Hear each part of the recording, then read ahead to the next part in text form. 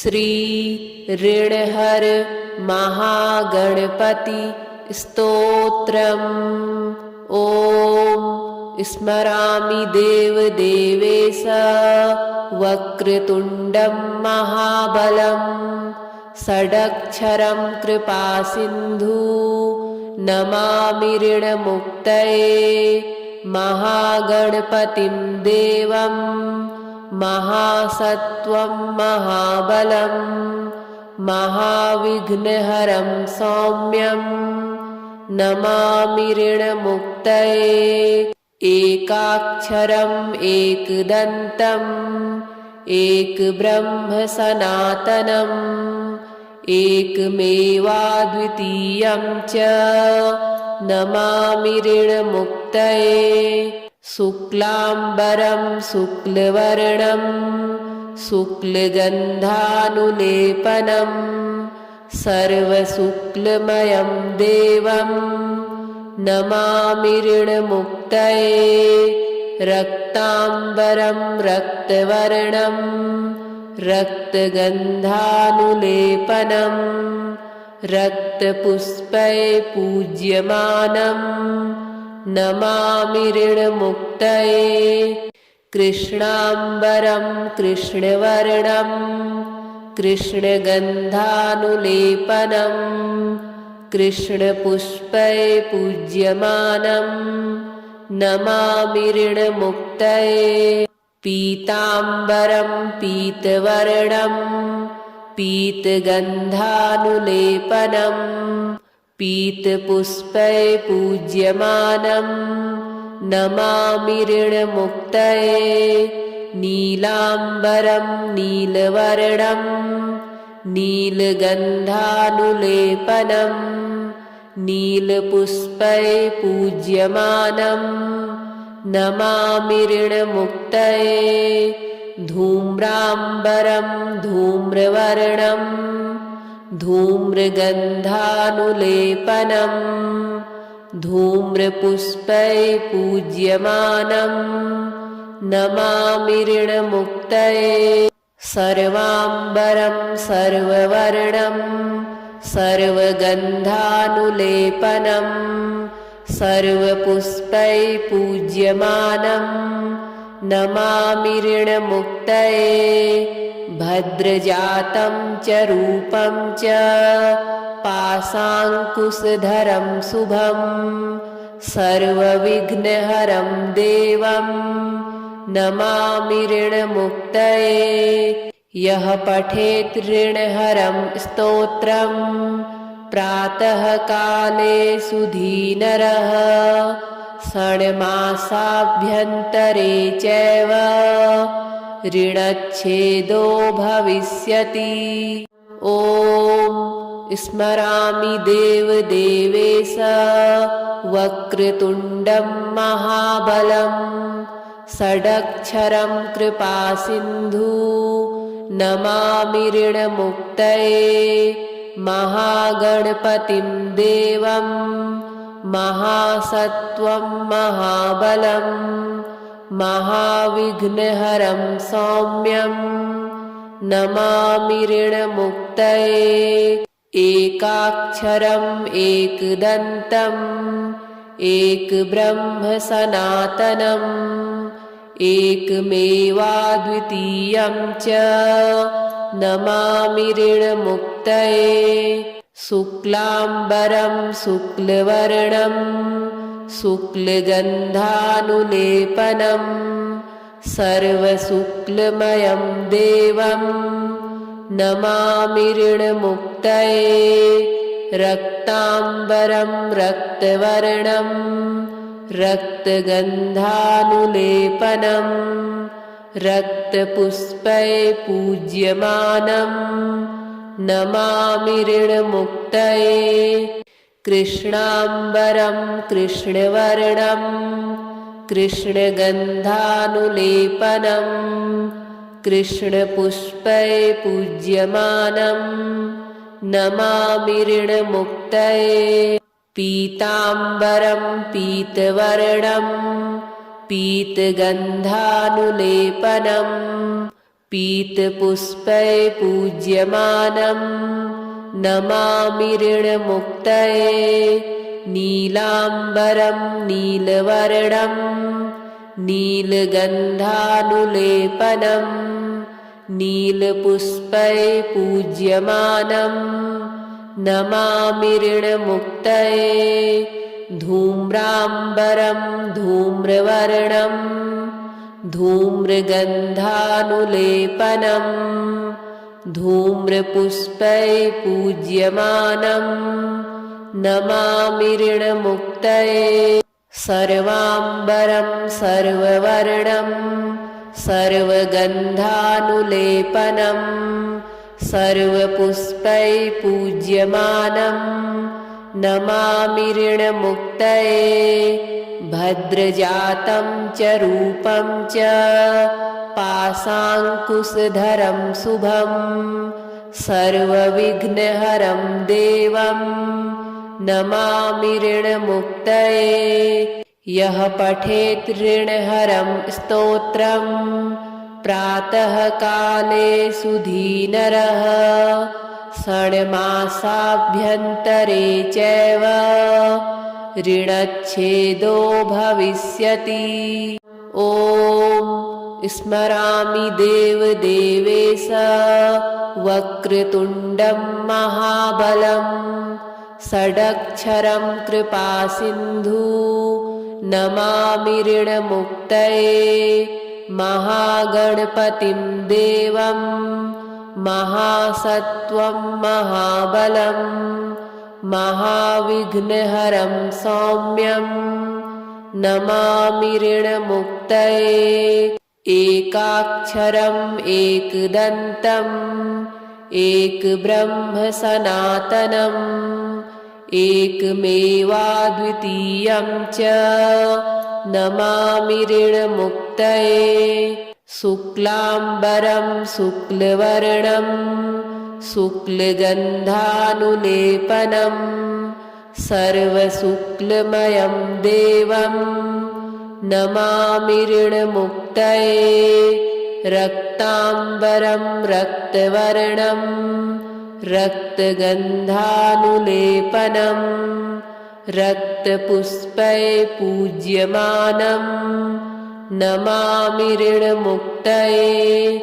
कृष्णाम्बरं कृष्णवर्णं कृष्णगन्धानुलेपनं कृष्णपुष्पै पूज्यमानं नमामि ऋणमुक्तये पीताम्बरं पीतवर्णं पीतगन्धानुलेपनं पीतपुष्पै पूज्यमानं नमामि ऋणमुक्तये नीलाम्बरं नीलवर्णं नीलगन्धानुलेपनं नीलपुष्पै पूज्यमानं नमामि ऋणमुक्तये धूम्राम्बरं धूम्रवर्णं धूम्रगन्धानुलेपनं धूम्रपुष्पै पूज्यमानं नमामि ऋणमुक्तये सर्वाम्बरं सर्ववर्णं सर्वगन्धानुलेपनं सर्वपुष्पै पूज्यमानं नमामि ऋणमुक्तये भद्रजातं च रूपं च पाशाङ्कुशधरं शुभं सर्वविघ्नहरं देवं नमामि ऋणमुक्तये यः पठेत् ऋणहरं स्तोत्रं प्रातःकाले सुधीनरः षण्मासाभ्यन्तरे चैव ऋणच्छेदो भविष्यति। ॐ स्मरामि देवदेवेश वक्रतुण्डं महाबलं षडक्षरं कृपासिन्धु नमामि ऋणमुक्तये महागणपतिं देवं महासत्त्वं महाबलं महाविघ्नहरं सौम्यं नमामि ऋणमुक्तये एकाक्षरम् एकदन्तम् एकब्रह्म सनातनम् एकमेवाद्वितीयं च नमामि ऋणमुक्तये शुक्लाम्बरं शुक्लवर्णं शुक्लगन्धानुलेपनं सर्वशुक्लमयं देवं नमामि ऋणमुक्तये रक्ताम्बरं रक्तवर्णं रक्तगन्धानुलेपनं रक्तपुष्पै पूज्यमानं नमामि ऋणमुक्तये कृष्णाम्बरं कृष्णवर्णं कृष्णगन्धानुलेपनं कृष्णपुष्पै पूज्यमानं नमामि ऋणमुक्तये पीताम्बरं पीतवर्णं पीतगन्धानुलेपनं पीतपुष्पै पूज्यमानं नमामि ऋणमुक्तये नीलाम्बरं नीलवर्णं नीलगन्धानुलेपनं नीलपुष्पै पूज्यमानं नमामि ऋणमुक्तये धूम्राम्बरं धूम्रवर्णं धूम्रगन्धानुलेपनं धूम्रपुष्पै पूज्यमानं नमामि ऋणमुक्तये सर्वाम्बरं सर्ववर्णं सर्वगन्धानुलेपनं सर्वपुष्पै पूज्यमानं नमामि ऋणमुक्तये भद्रजातं च रूपं च पाशाङ्कुशधरं शुभं सर्वविघ्नहरं देवं नमामि ऋणमुक्तये यः पठेत् ऋणहरं स्तोत्रं प्रातःकाले सुधीनरः षण्मासाभ्यन्तरे चैव ऋणच्छेदो भविष्यति ॐ स्मरामि देवदेवेश वक्रतुण्डं महाबलं षडक्षरं कृपासिन्धु नमामि ऋणमुक्तये महागणपतिं देवं महासत्त्वं महाबलं महाविघ्नहरं सौम्यं नमामि ऋणमुक्तये एकाक्षरम् एकदन्तम् एकब्रह्म सनातनम् एकमेवाद्वितीयं च नमामि ऋणमुक्तये शुक्लाम्बरं शुक्लवर्णं शुक्लगन्धानुलेपनं सर्वशुक्लमयं देवं नमामि ऋणमुक्तये रक्ताम्बरं रक्तवर्णं रक्तगन्धानुलेपनं रक्तपुष्पै पूज्यमानं नमामि ऋणमुक्तये कृष्णाम्बरं कृष्णवर्णं कृष्णगन्धानुलेपनं कृष्णपुष्पै पूज्यमानं नमामि ऋणमुक्तये पीताम्बरं पीतवर्णं पीतगन्धानुलेपनं पीतपुष्पै पूज्यमानं नमामि ऋणमुक्तये नीलाम्बरं नीलवर्णं नीलगन्धानुलेपनं नीलपुष्पै पूज्यमानं नमामि ऋणमुक्तये धूम्राम्बरं धूम्रवर्णं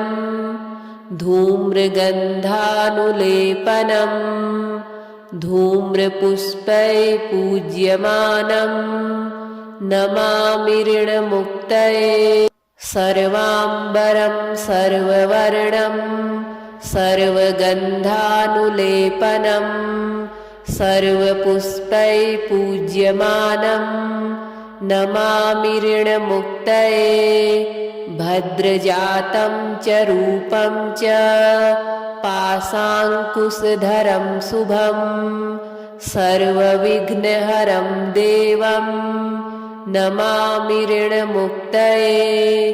यः पठेत् ऋणहरं स्तोत्रं प्रातःकाले सुधीनरः षण्मासाभ्यन्तरे चैव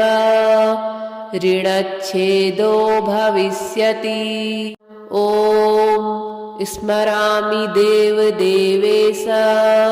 वक्रतुण्डं महाबलं षडक्षरं कृपासिन्धु नमामि ऋणमुक्तये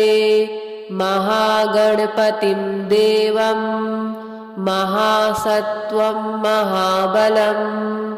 महाविघ्नहरं सौम्यं नमामि ऋणमुक्तये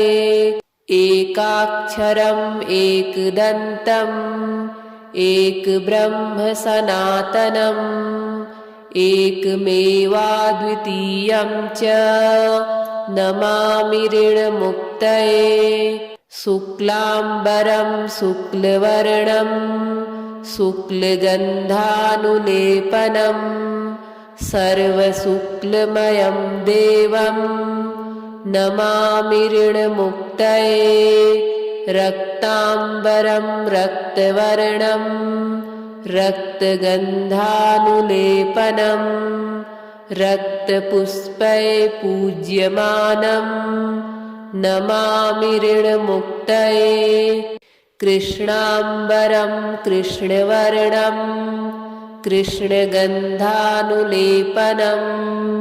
कृष्णपुष्पैः पूज्यमानं नमामि ऋणमुक्तये पीताम्बरं पीतवर्णं पीतगन्धानुलेपनं पीतपुष्पैः पूज्यमानं नमामि ऋणमुक्तये नीलाम्बरं नीलवर्णं नीलगन्धानुलेपनं नीलपुष्पैः पूज्यमानं नमामि ऋणमुक्तये धूम्राम्बरं धूम्रवर्णं धूम्रगन्धानुलेपनं धूम्रपुष्पैः पूज्यमानं नमामि ऋणमुक्तये सर्वाम्बरं सर्ववर्णं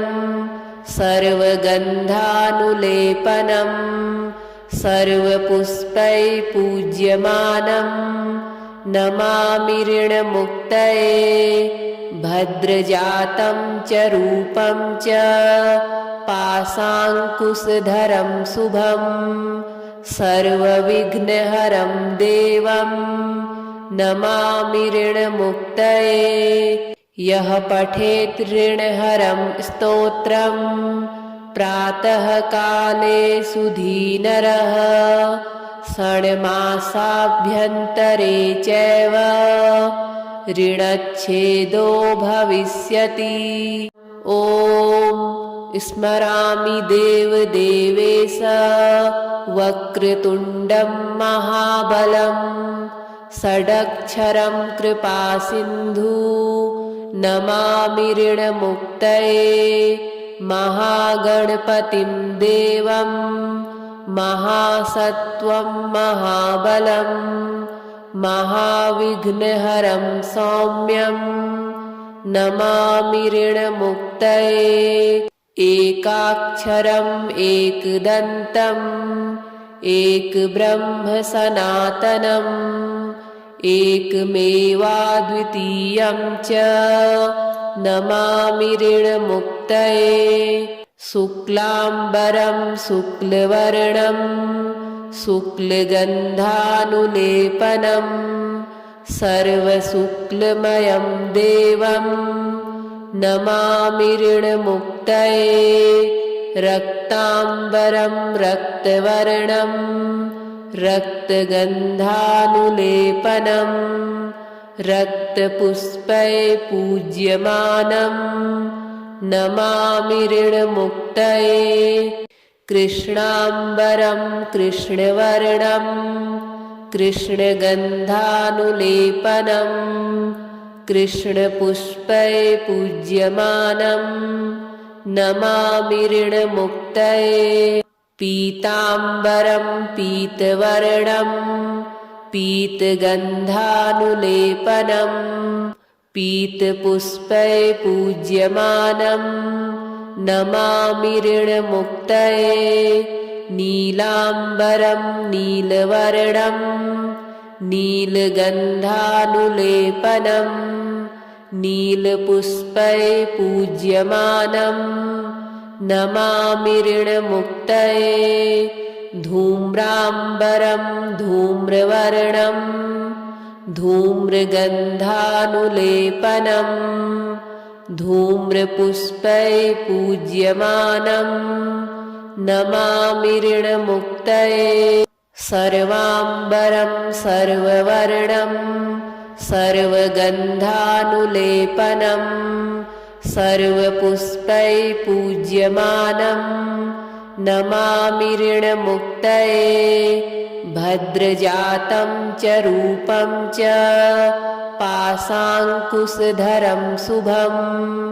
सर्वविघ्नहरं देवं नमामि ऋणमुक्तये यः पठेत् ऋणहरं स्तोत्रं प्रातःकाले सुधीनरः षण्मासाभ्यन्तरे चैव ऋणच्छेदो भविष्यति ॐ स्मरामि देवदेवेश वक्रतुण्डं महाबलं षडक्षरं कृपासिन्धु नमामि ऋणमुक्तये महागणपतिं देवं महासत्त्वं महाबलं महाविघ्नहरं सौम्यं नमामि ऋणमुक्तये एकाक्षरम् एकदन्तम् एकब्रह्म सनातनम् एकमेवाद्वितीयं च नमामि ऋणमुक्तये शुक्लाम्बरं शुक्लवर्णं शुक्लगन्धानुलेपनं सर्वशुक्लमयं देवं नमामि ऋणमुक्तये रक्ताम्बरं रक्तवर्णं रक्तगन्धानुलेपनं रक्तपुष्पै पूज्यमानं नमामि ऋणमुक्तये कृष्णाम्बरं कृष्णवर्णं कृष्णगन्धानुलेपनं कृष्णपुष्पै पूज्यमानं नमामि ऋणमुक्तये पीताम्बरं पीतवर्णं पीतगन्धानुलेपनं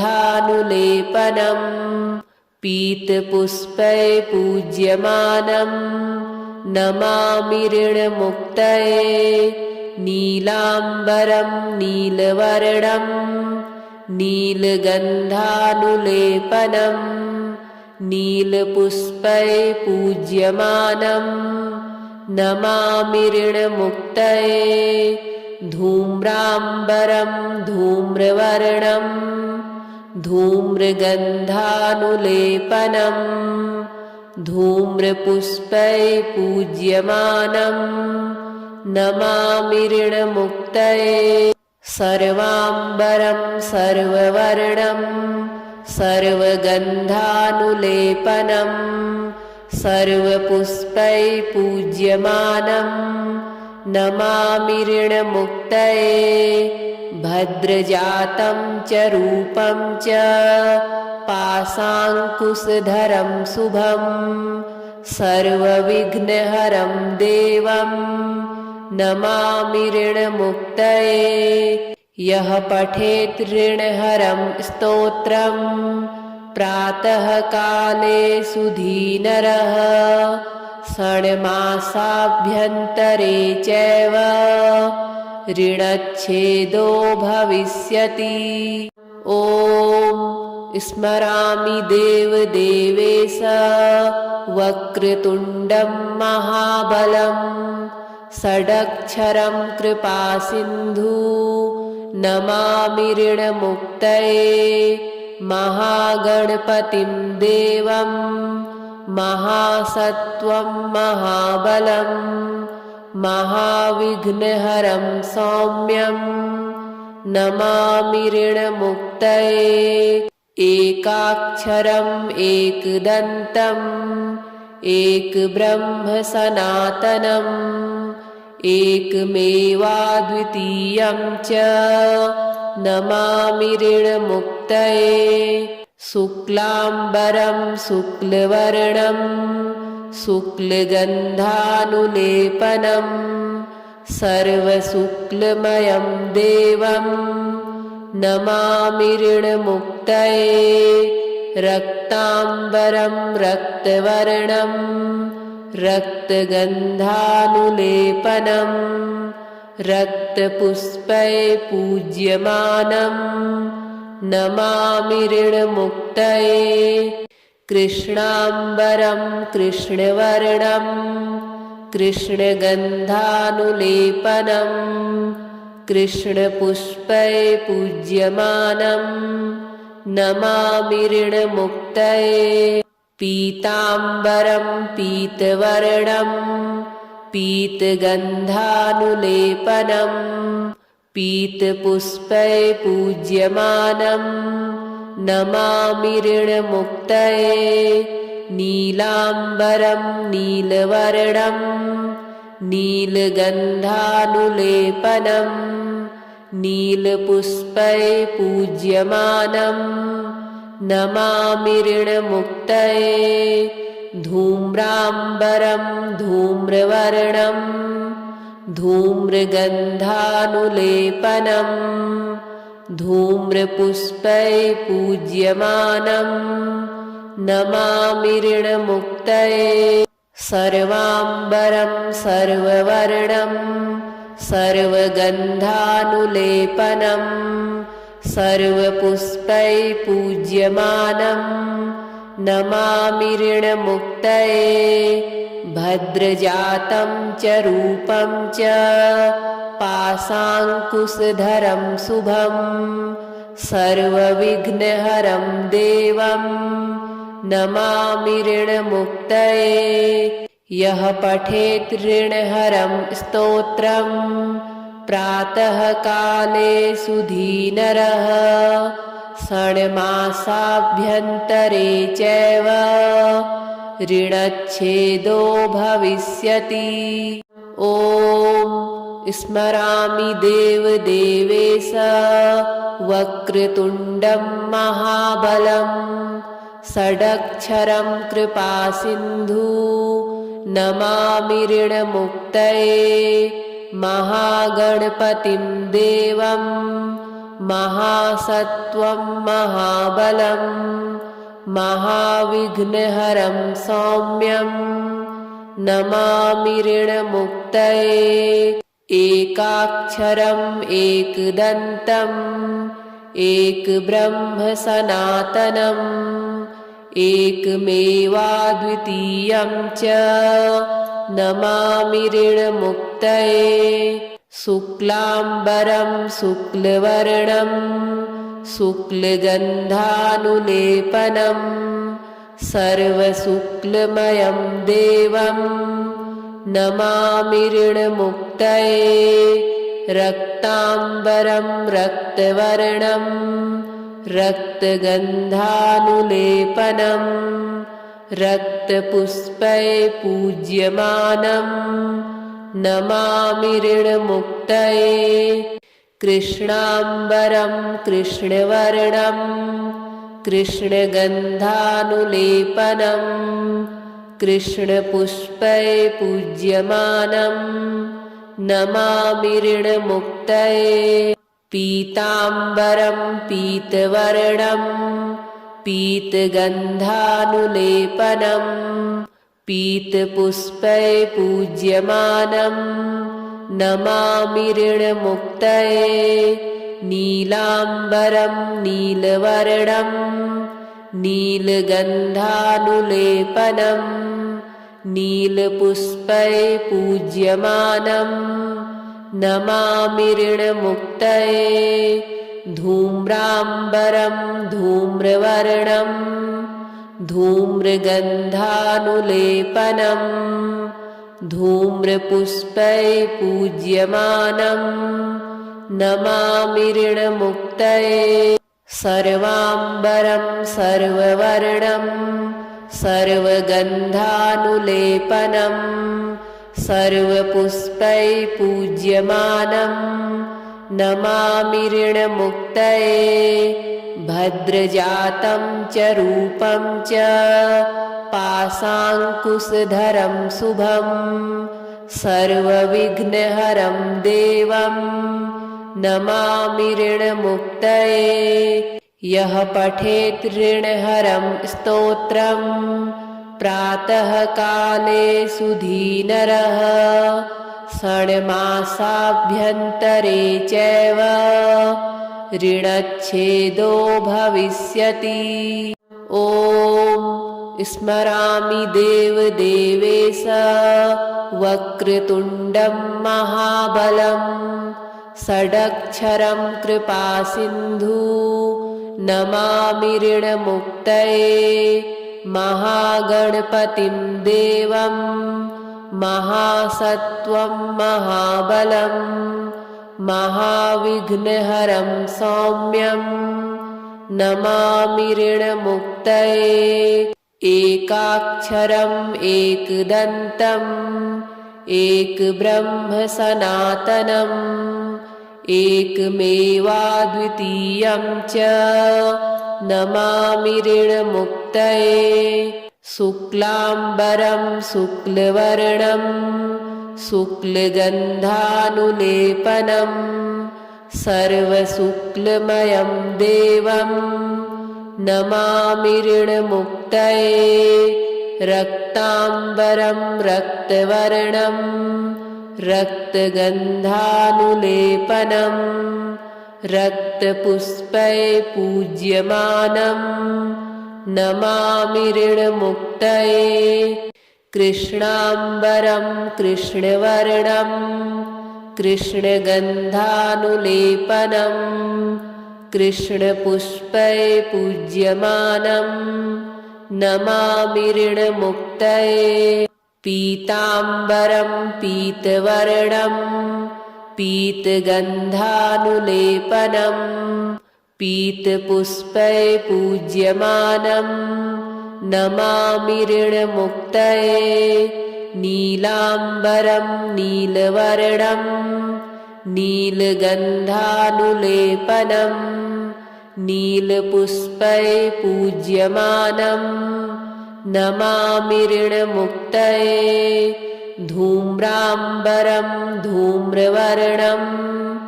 धूम्रगन्धानुलेपनं धूम्रपुष्पैः पूज्यमानं नमामि ऋणमुक्तये सर्वाम्बरं सर्ववर्णं सर्वगन्धानुलेपनं सर्वपुष्पैः पूज्यमानं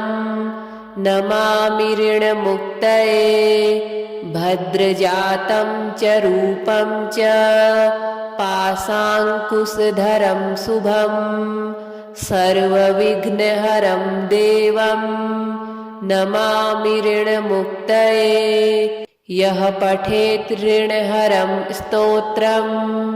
प्रातःकाले सुधीनरः षण्मासाभ्यन्तरे चैव